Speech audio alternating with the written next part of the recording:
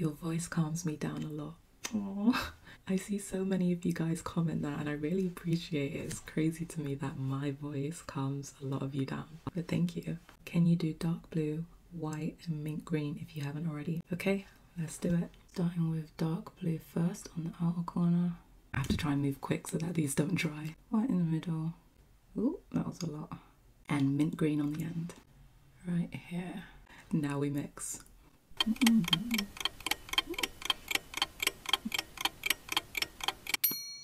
Let me clean it up. So I'm just using an earbud and some micellar water to clean up the edges. Okay, here's the end result. You didn't say whether or not you wanted a gloss, so I'm going to leave it matte. Here's another comment that got a lot of likes. She's genuinely my favourite makeup artist. I love you guys. Green, black and hot pink, no gloss.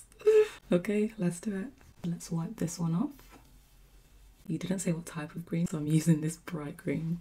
So green right here, black in the center, and hot pink on the end. Now we mix.